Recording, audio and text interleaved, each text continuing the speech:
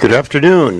This is Gary Wheeler, your host, on this beautiful day in Rockland, Sunday at 4 o'clock.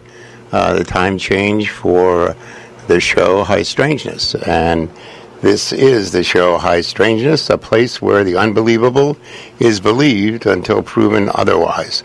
As I'm sure most of you had guessed, that theme song is from Steven Spielberg's movie, the movie about the flying saucers, which just slipped my mind. It's totally, I don't know, how did that happen? But it is the Close Encounters of the Third Kind, that's right. I was thinking about some other movie at the same time. And that's a marvelous scene in the movie, actually. I don't know about for you, but it kind of made my hair stand up a little bit because it made me feel like that's exactly how contact might happen, or already has happened. Actually, there's a lot of controversy that scene was actually something that in reality took place during the Eisenhower years. As usual, I will be open to taking telephone calls. The number here is 207-593-0013. And some of the show is pre-recorded, but I will break in when a call comes. A few phone rules because we're dealing with somewhat of a controversial subject, at least that's what I'm told. Probably just use first names or stay anonymous if you choose. No questionable language, of course. Try to limit the calls to about 10 minutes. And again, the number is 593-0013, area code 207. And I'll do my best not to mess it up when you call, which is always helpful. I'm especially interested in callers who have had high strangeness experiences themselves or know of somebody who has and can tell the story of what was behind the sighting or the interaction. But also are open to strong opinions either way, for or against the whole concept of ETs visiting the Earth. The whole phenomena is mind-blowing in many senses because there's so much evidence in the positive area, but there's so much negativity in the media culture and in the governmental culture that scares people away from it, or feels that if anybody is interested or has had some sort of experience that they're basically crazy. But and speaking of crazy, sitting here at this little stool with this microphone in front of me and sitting wherever you are, we're actually moving, first of all, at 1,000 miles an hour, which is the speed at which the Earth is turning. That's why we have a 24-hour day, because the circumference of the Earth is 24,000 miles. And on top of that, the Earth is speeding around the Sun in orbit at 67,000 miles per hour. Okay, add that to the other one, and then our solar system is zipping around our galaxy at 520,000 miles per hour. And our galaxy is zooming through the solar system, or the universe, at 1.3 million miles per hour. So, sitting here or sitting where you are, we are moving approximately at 2 million miles per hour and feel nothing. So I think that qualifies as a high strangeness. A little shout out to some of my female fan club UFO fans. Shout out to Jandy and Anna Noor, Anne and Celia Rose, and Victoria and Rihanna. I appreciate your support and your listening. A few heads up, FYI stuff, as usual. I turn you towards the crop circle season in Britain, which is booming, and to a website that is www.ccdb.ws, which is basically a huge database of all previous recorded photographed crop circles, as well as the newer ones, which there are quite a few, and there are others popping up around the world as well. So the crop circles are the 800-pound gorilla in the corner of the room, verifying the fact that we are being communicated with by beings outside of our Earth zone, so to speak. Also, again, a reminder about the use of digital cameras when you're taking your snapshots. A digital camera picks up a larger frequency array of energy than our eyes do. So there's a UV and an infrared increase in these the camera's abilities, and you may pick up stuff that you don't see with your eyes when you're taking the shot, but will appear when you're looking at a print of it on your internet. An example of this is a good friend of mine and an avid cat lover lost one of her oldest cats just this last week, and with great sadness buried it in a little cemetery she has on our property. It's a cat cemetery, basically. And she and I have had talks about digital cameras and the fact that they can pick up stuff. So after the burial, the next night, she went out at 11 o'clock at night and took a picture of the area where the cat was buried, and the flash went off with the camera. And in looking at it on the computer, there's definitely an orb right over where the cat was buried. There's no doubt about it that this orb was as it appeared to be. It looked like a large bubble, probably the size of almost a basketball. And it seemed to reflect the back of the trees around it. And it just basically sat there. And she had not seen this with her eyes herself, nor was it anything there the next day, of course. So there's something going on, and one can kind of interpret that the way you want, but these anomalies do exist, and people come across them. And if we pay attention, most of us would probably come in contact with some variety of these anomalies sooner or later. Again, especially when there's thunderstorms, if you take out your camera and just shoot the clouds, because UFOs apparently like to hover around thunderstorms. Whether they're collecting energy from them, it is not known, but they do seem attracted to them. All right, a little conference news again. The September 6th, 7th UFO conference with abductees and experiencers, at the Clarion Hotel in Portland, Maine. It's put on by Starborn Support and Northeast UFO Conferences. For more information, call 774-766-2558. You can also go to the website starbornsupport.com. Jim Weiner, who was one of the Allagash 4 abductees here in Maine, is going to be one of the speakers, which should make it even more relevant to us people here in Maine.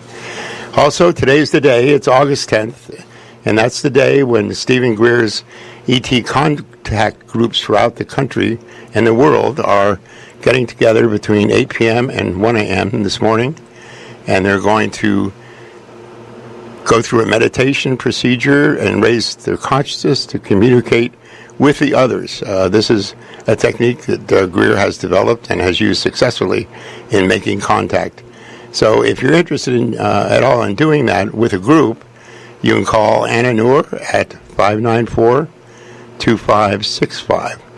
Or I would also suggest if you're just alone at home or with somebody that you take a few minutes in that time period and just try to center yourself and think about contact with others in a benevolent way, in a peaceful way, and let them know that we're no threat and that we are waiting anxiously for their help in solving some of the problems that the human race is awash in at the moment.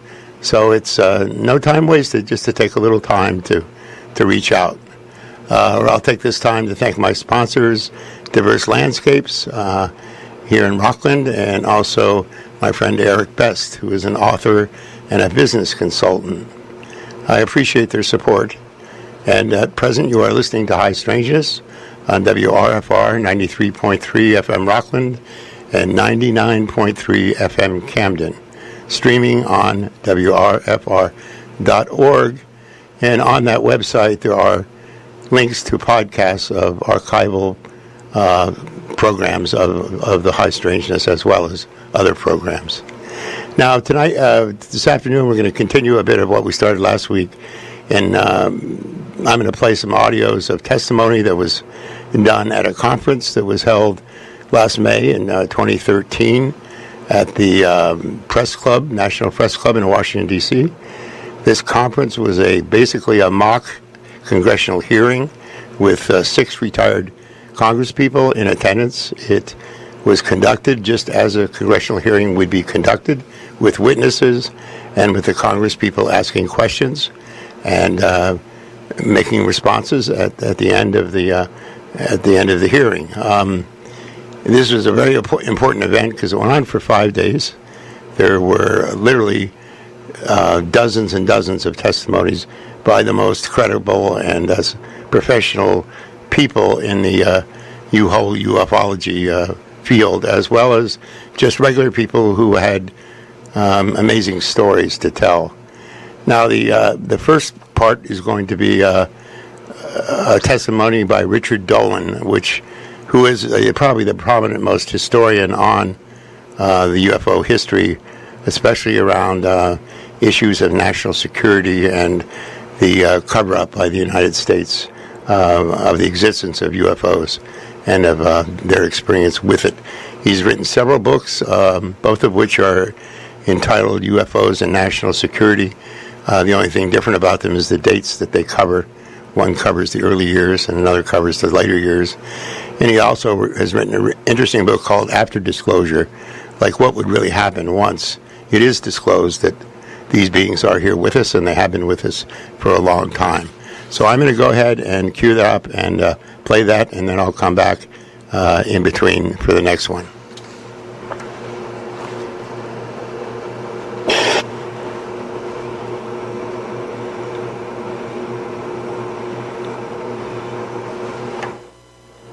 I believe we're scheduled to begin with Mr. Dolan.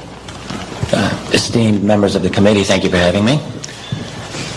I'm a researcher and historian on the matter of UFOs, particularly as they relate to U.S. national security policy. I just have a short statement here. The UFO problem has involved military personnel around the world for more than 60 years, and it is wrapped in secrecy. Because this subject is so widely ridiculed, it's important to stress why it's worthy of serious attention. Stories of strange objects in the sky actually go far back in time, but from the 1940s to our own era, military personnel from the United States and many other nations have encountered unidentified flying objects, visually or on radar or both, sometimes at close range.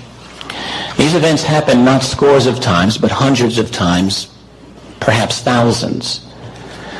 Sometimes the encounter was nothing more than a solid radar return of an object moving at an incomprehensible speed, performing impossible maneuvers. Sometimes it included the violation of sensitive airspace. Often it involved the dispatch of one or more aircraft to intercept the object. At times, crew members have claimed to see a metallic disc-like object, sometimes with portholes, sometimes with lights, frequently engaged in what appeared to be intelligent evasive maneuvers. In a very few cases, it appears to have involved the military retrieval of a UFO. and a few others it involved injury and even death to military personnel. And in a very large number of recorded instances, military personnel who encountered UFOs were adamant that they did not see a natural phenomenon. This is clearly a serious development, and it has been treated as such by those groups charged with maintaining national security. The CIA, the NSA, and all branches of military intelligence have historically received UFO reports and discussed the matter as something of serious concern. And yet, the military and other branches of government have created the fiction, for public consumption only, that the UFO problem is nothing to be concerned about, certainly not the result of little green men. We are fortunate that starting in the 1970s, the U.S. Freedom of Information Act began to help researchers learn some of the truth that lay behind the facade of propaganda. We learned, for example, that some U.S. military analysts initially feared that the Soviet Union might be behind the flying saucer wave of the 1940s and 50s. They studied this possibility but rejected it. They also rejected the possibility that these were secret American technology. And indeed, options quickly narrowed. Either this was something real and alien, or it was something conventional, but as yet unknown or unexplained. Already by the end of 1947, a contingent of analysts at the Air Technical Intelligence Center, ATIC, at Wright-Patterson Air Force Base, believed that UFOs were extraterrestrial. And by the summer of 1948, that team prepared what they called an estimate of the situation, stating the extraterrestrial hypothesis. The response? The team was dispersed and reassigned. Yet, thanks to FOIA and the courage of a few senior officials to go on the record, we have a collection of statements about UFOs that are so numerous as to be impossible to mention all of them here. But a few might give you an appropriate flavor of what I mean. Here is one from General Robert B. Landry, Air Force aide to President Harry S. Truman. Landry says, in an oral history interview given about 40 years ago, I was called one afternoon in 1948 to come to the Oval Office. The President wanted to see me. I was directed to report quarterly to the President after consulting with Central Intelligence people as to whether or not any UFO incidents received by them could be considered as having any strategic threatening implications. Landry went on to say that he continued to brief President Truman in conjunction with the CIA quarterly for the rest of the Truman presidency. That's no less than 16 briefings. We might want to know why a man as busy as President Truman was, why he would take the time out of his schedule to have so many meetings about UFOs. And yet we have no official transcript or record of those briefings. This is a statement from a top-secret 1948 Air Force intelligence report called Analysis of Flying Object Incidents in the U.S. Quote, the frequency of reported sightings, the similarity in many of the characteristics attributed to the observed objects, and the quality of observers considered as a whole support the contention that some type of flying object has been observed. The origin of the devices is not ascertainable. And just two more quotations here I want to give you. An Air Force intelligence report from 1951 relating to an aerial encounter by a U.S. fighter pilot. Object described as flat on top and bottom and appearing from a front view to have round edges and slightly beveled. Quite a bit of detail there. No vapor trails or exhaust or visible means of propulsion, described as traveling at tremendous speed. And one more quote from the early years, this one from a former head of the CIA, Roscoe Hillenkotter, speaking in 1960. Behind the scenes, high-ranking Air Force officers are soberly concerned about UFOs, but through official secrecy and ridicule, many citizens are led to believe the unknown flying objects are nonsense.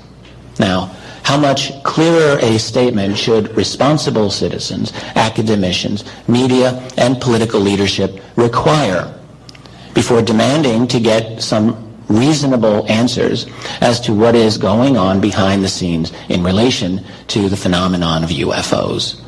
Because the problem certainly did not end during the 1960s or 1970s or 1980s, but has continued to the present day. During the summer of 2002, just outside this city, over the town of Waldorf of Maryland, dozens of witnesses reported an incredible scene. Multiple jet fighters chasing multiple large, unknown objects that were of blue and orange coloration. All the witnesses, two of whom I interviewed personally and several of whom spoke to national media, described the amazing performance and capability of these objects. The Air Force itself admitted that it had scrambled F-16s to investigate unknowns, which it had also admitted it had tracked on at least one of these objects on radar. We also learned that the UFO simply disappeared from the radar. The Air Force conclusion was that it could have been, quote, any number of things. Now, perhaps we might like to know precisely which things. What blue object can descend at an 80-degree angle, stop, reverse course, and accelerate away from two F-16 jets near the nation's capital in post-9/11 America? Might be an interesting question to ponder. Over Chicago O'Hare's airport, in November 2006, same kind of situation. A dozen United Airlines employees, including at least one pilot while on the ground, saw a hovering disc-shaped object below the clouds. It then accelerated away so fast that it punched a hole through the cloud. United ordered its employees to silence, but one of them reported the event anyway. After denials by United and the FAA, both agencies were forced to acknowledge that indeed those people had made UFO reports. And again, we might ask, what might this have been over one of the busiest airports in the world, and why the steadfast silence and denial?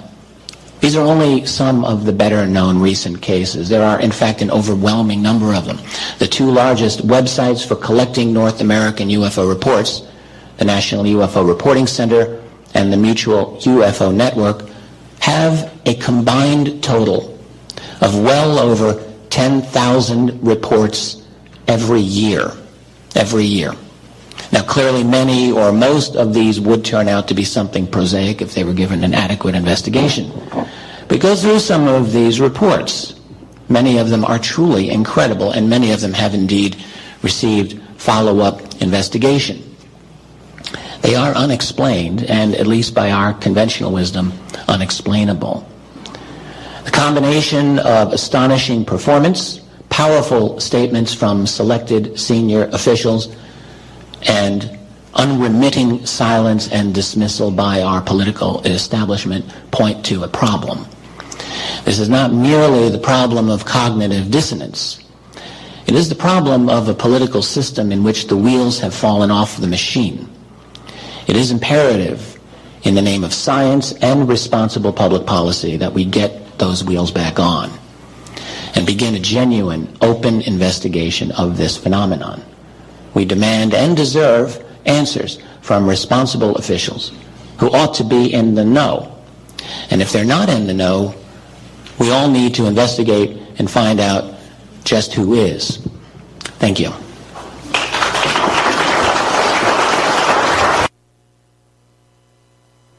Well, as you can see, it's pretty evident that Richard Dolan knows his stuff. There's no doubt that he's well researched, both his speaking engagements as far as his knowledge as well as the books that he's written. I encourage you to go to the Google probably and put in his name, Richard Dolan, D-O-L-A-N. There's an awful lot of information. And also on YouTube, you can go and you can listen to many of his lectures and statements. He's a hard man to argue with. I mean, his knowledge is pretty exact. Now, the next man is Stephen GREER, which I mentioned before with the contact information, is also one of the most formidable ufologists in the country, and is sought all over the world for speaking, and his own personal experiences as well as his present work around making contact with the extraterrestrials. So I will play him next, and then I'll come back on again.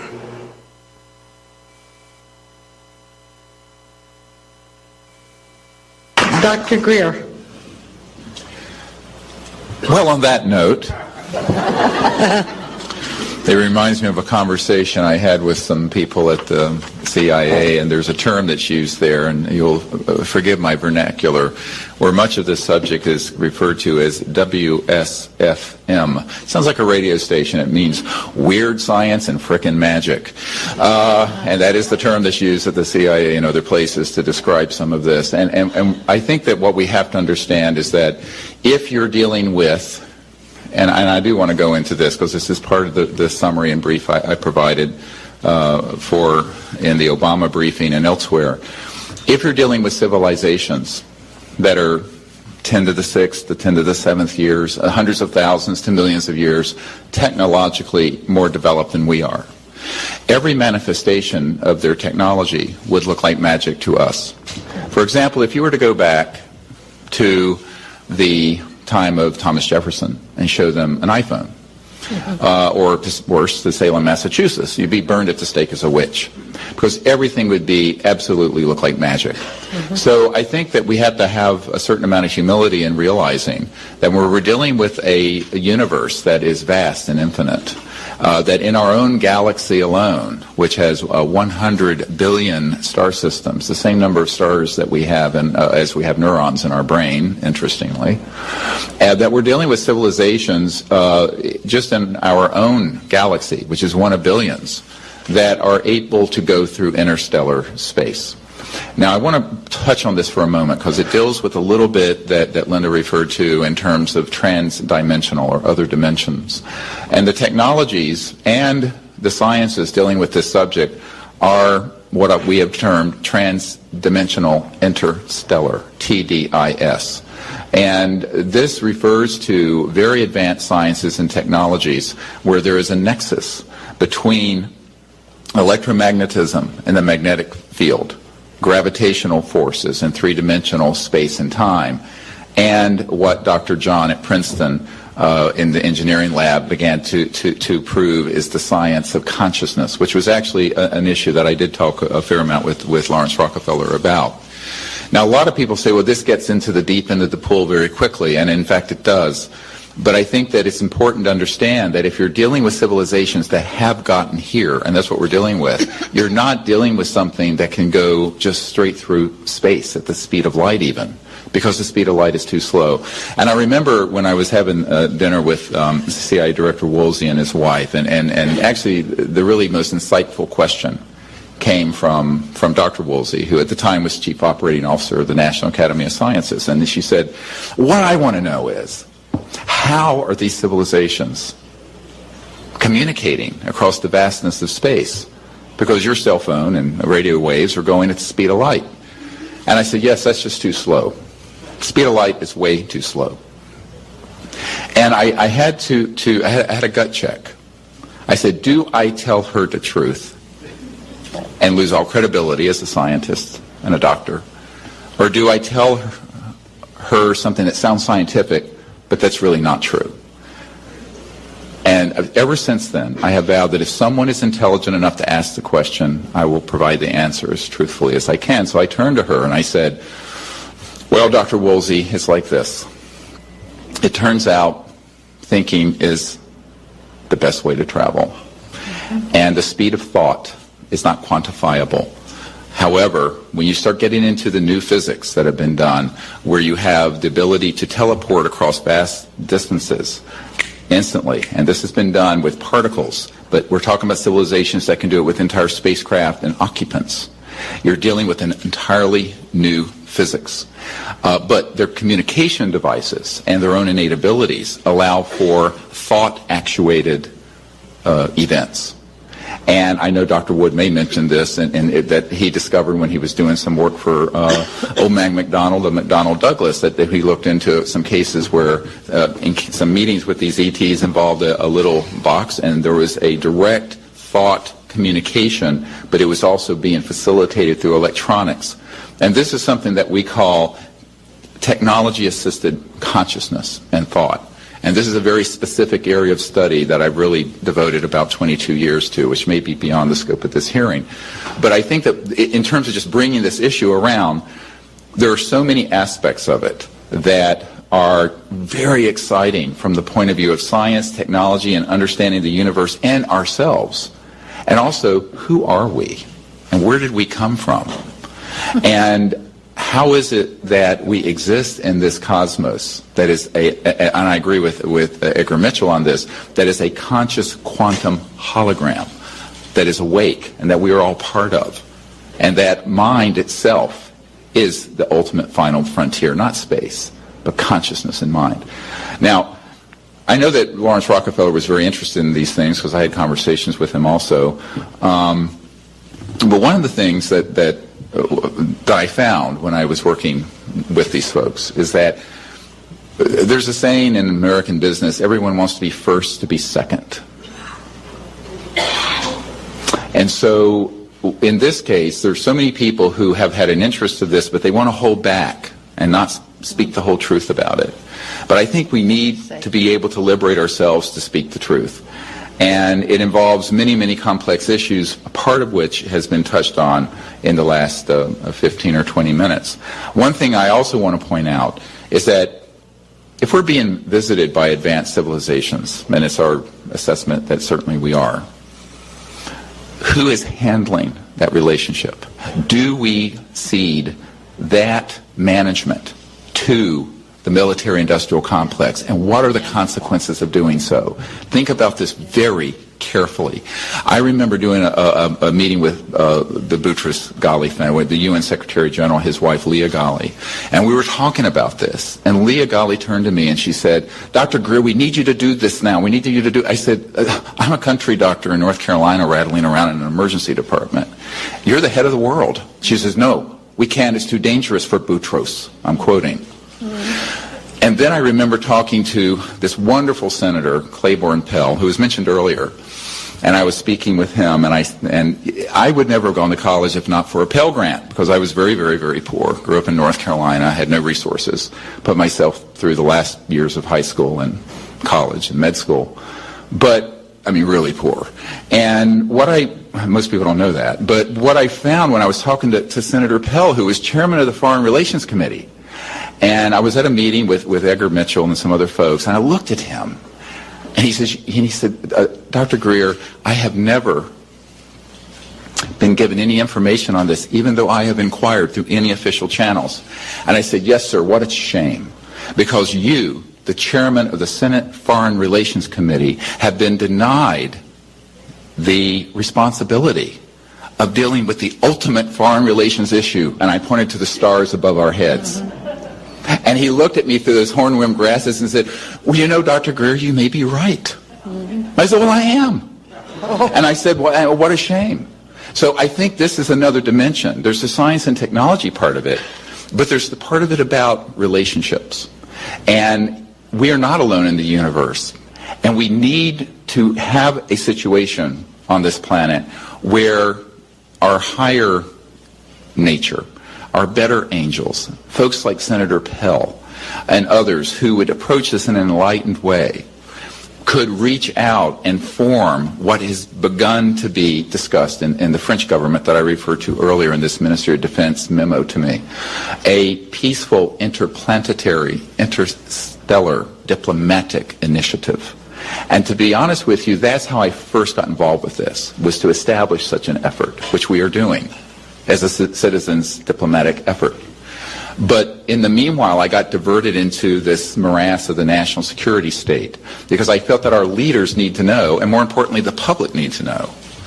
And we need to then figure out how we're going to advance. And in the summary I did for the President, there are a number of action points. And one of them is to appoint internationally a high-level committee of folks who could go out and make a peaceful contact that is not militarized, that is not covert, that is not being run by the national security state, but is being done on behalf of all of us, the children of Earth.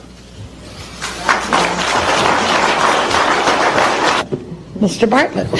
Thank you very much. Appreciate your testimony very much. We have a free press, so-called free press. Theoretically, yes. There are advantages and disadvantages of a free press.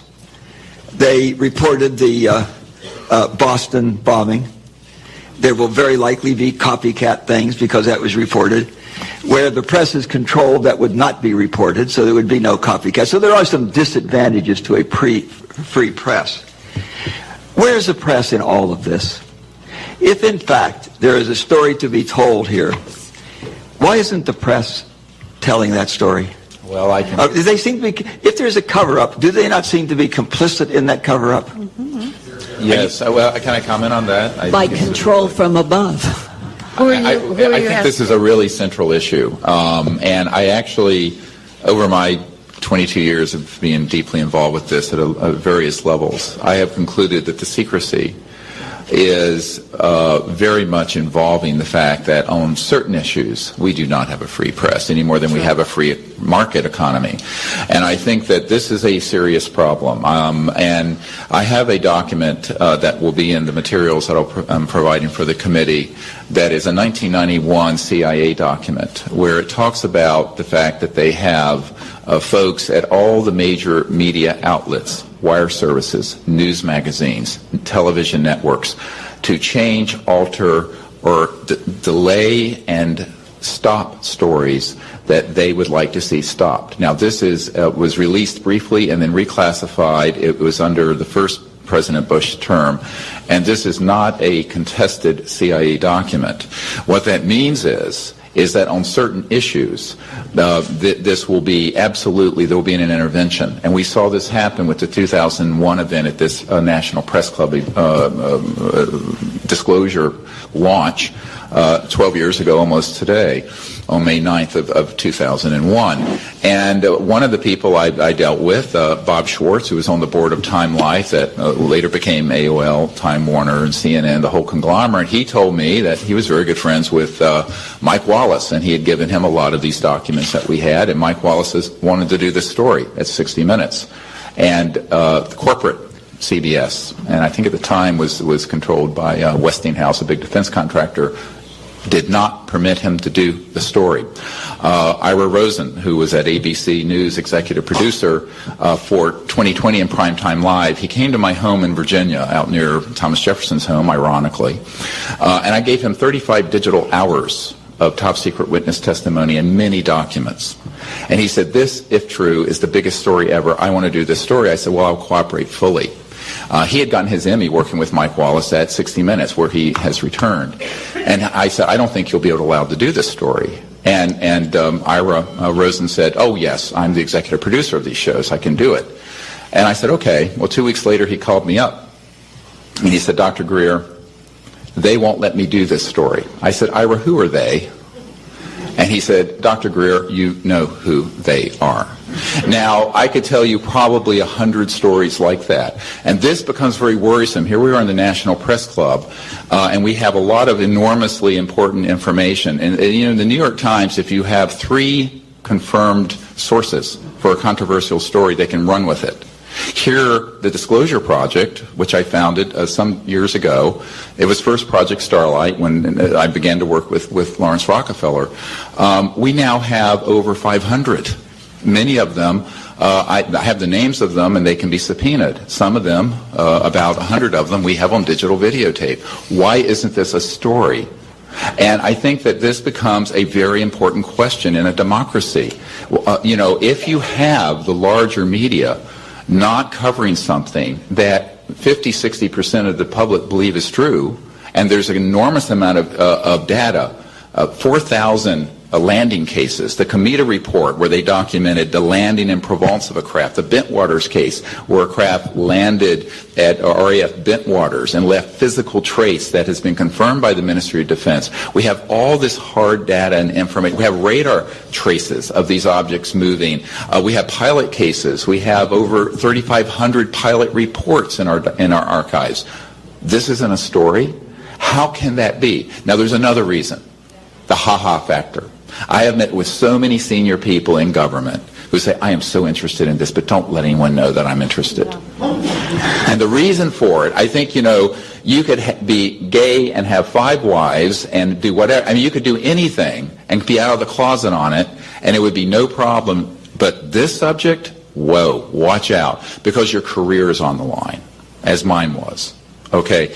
Now, I think that what you find is that the social opprobrium, this appropriate term, attached to this issue was launched in 1953. We have a CIA document that describes their attempts to debunk and ridicule the subject, but also, very important, to engage Disney Studios to make cartoons and movies about it that would marginalize the subject. This is a CIA document, little green men, ha, ha, ha, ha, ha. So that has worked, and there's an Air Force major, George Filer, who I know, he may be here, who said, look, the secrecy really has been created mainly through the force of just ridicule. People don't want to be made a laughingstock. And I think that fear of ridicule by one's peerage, whether you're a senator or a doctor or a university professor, is a very hard thing to overcome once the counterintelligence people have done their business, and they have on this. And it is propaganda.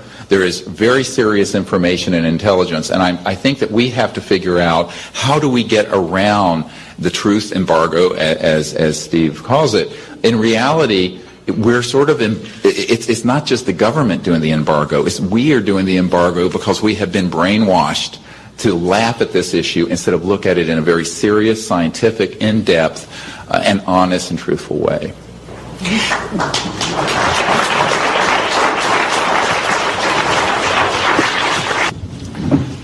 Can you come to any other conclusion as a body that our nation is essentially ruled by a military junta? Can you come to any other conclusion based upon all the statements that have been made? Well, I think it's not just military. I think it's a large macroeconomic and financial system. So it's the military, industrial, corporate, financial complex. And I'm not against corporations. However, as Jefferson said, the unchecked power of a corporation. And see, if our budget is $3.8 trillion, but we're talking about something that, if it's disclosed, would threaten the privately owned interest in the oil, gas, coal, utility industries that are estimated in the multi-hundred trillions of dollars, what tail is wagging the dog of our democracy? And that's the big question. It is sort of I shouldn't use the expression rats chasing rats, but maybe that's not such a bad... Well, it's a little bit, here's the nice thing about the new media. We have a world now where we can stream. The Huffington Post, that's what I was the Huffington Post did an article about the film Sirius that's just been released that's based on our work. It had like 4 million people look at it. I think that we can do a lot that we couldn't have done 12 years ago, 5 years ago with the new media and the people's media.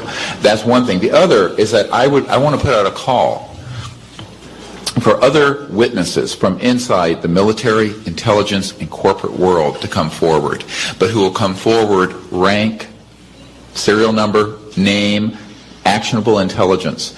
One thing I want to comment on, there is a confusion that's been in the room a little bit today between access and control. Now, I just want to say that I have been able to provide actionable intelligence to where there would be access, but you don't necessarily have control. And I think we have to understand the difference for the president and for even some of these senior military officials that I've met with and continue to meet with. There is a huge problem there. And this is something that does need to be fixed. The media is one part, the public is one part. I think we have to get all these components going. But something that needs to be looked at from a constitutional and national security point of view is that you cannot have information like this being withheld from the commander-in-chief and senior people like the Defense Intelligence Agency head or the CIA director, which we know is going on.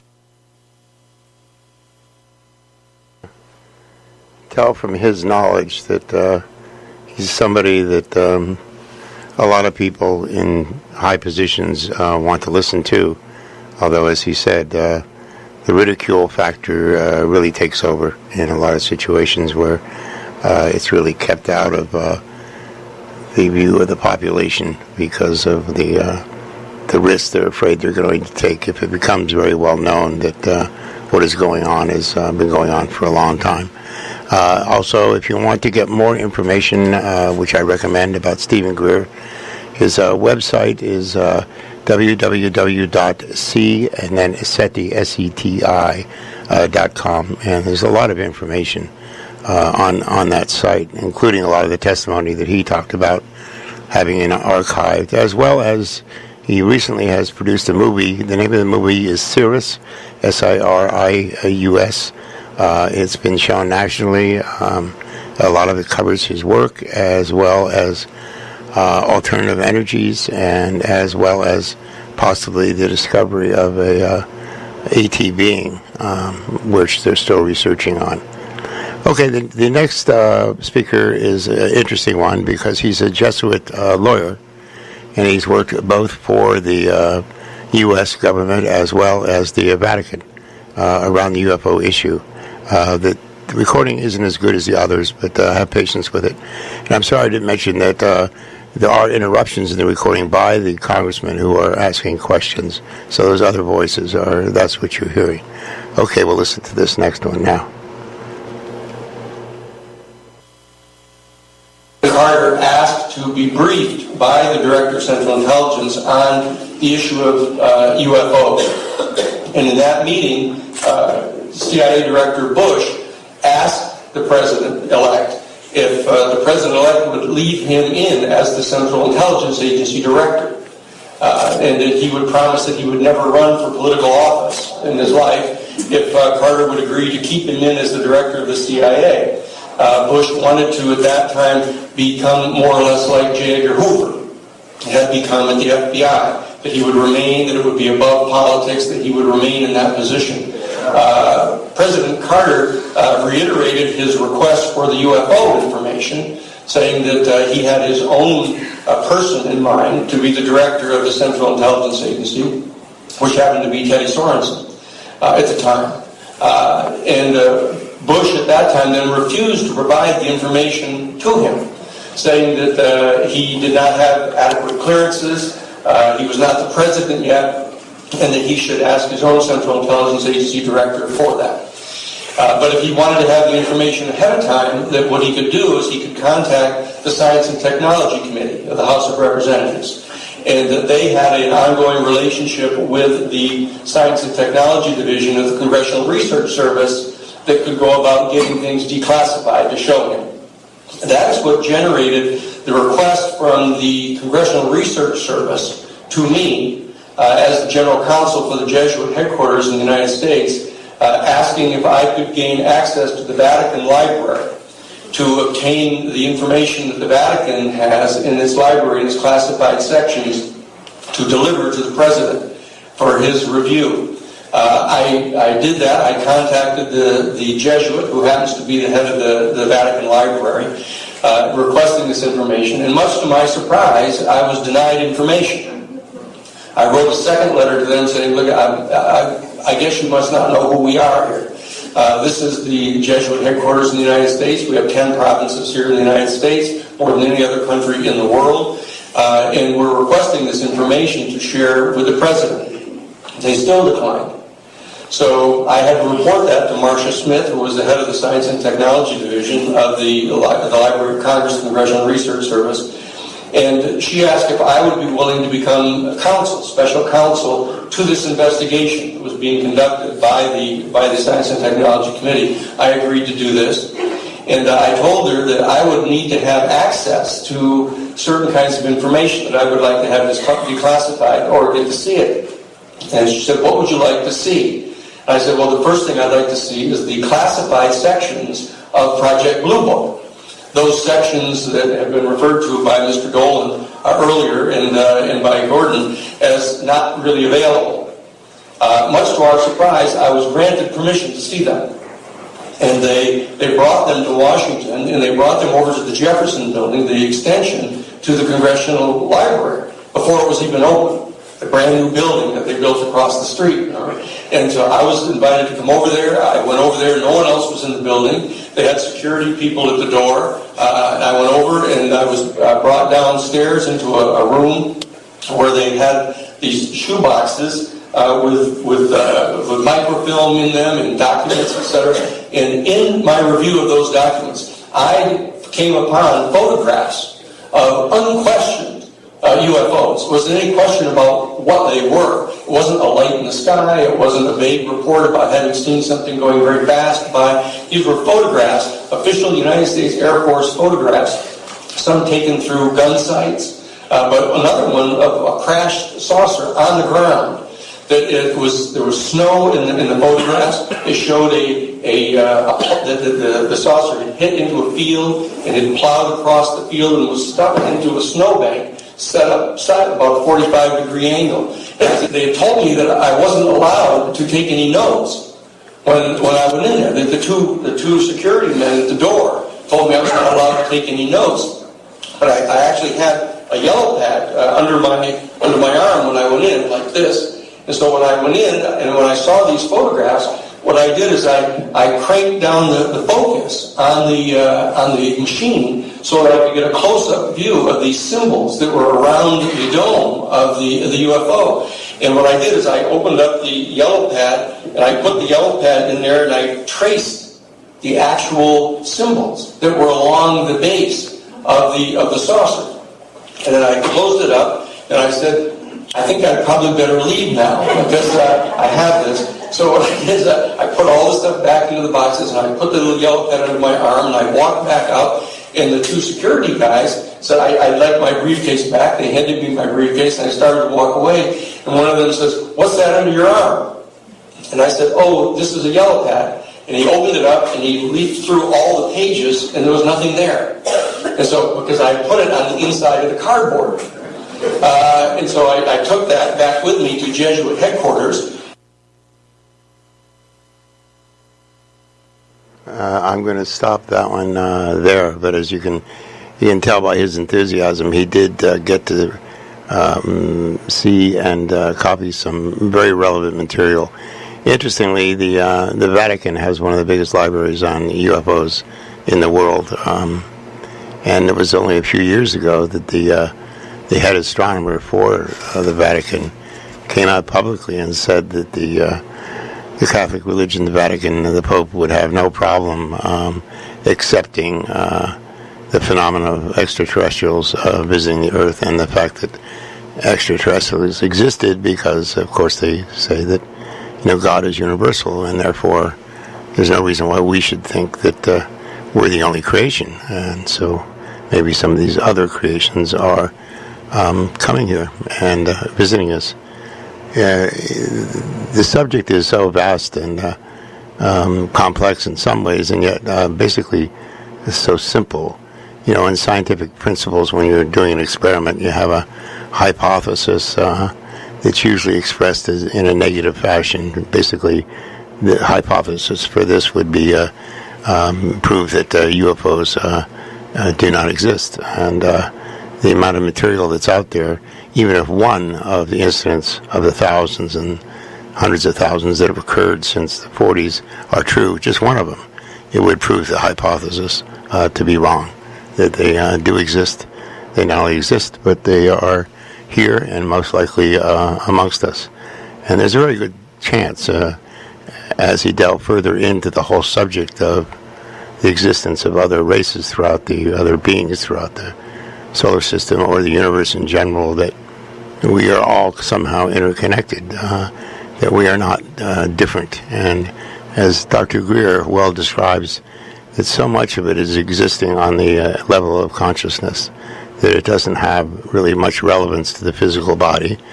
And it's apparent that many of these other beings don't really have bodies in the sense that we know them, but they do all seem to have a sense of consciousness. And I think our future certainly, exists in our ability to raise our consciousness to some level to be able to accept them and communicate with them. And hopefully in the same way, our consciousness will be raised to a point where we no longer react the same way that we have for thousands of years when it comes to problem solving and trying to deal with conflicts and issues through violence. This is a big hope, and I think that I have noticed personally that the younger generation that I have had contact with are probably moving in that direction. They do not think the same. They do not behave the same. They don't learn the same. Unfortunately, many of them are pathologized to have some sort of psychological condition or learning disorder and put on drugs, and which negatively affects their lives. But some sneak through, and I think are slowly now becoming leaders in industry, and soon will become involved in government. And I don't think things will be done the same, and approaches will be done in such a conflictual manner. And the whole concept of consciousness raising, I think, will be something that's accepted and taught to people. So let's hope that this takes place, and that tonight, if you are out there, as I say, between 8 and 1, take a moment. It's a beautiful full moon night, and kind of focus your consciousness to the levels that the others may be listening to. And this is Gary Wheeler, and you've been listening to High Strangeness. I appreciate you listening, and remember to embrace the mystery, and I'll see you next Sunday night.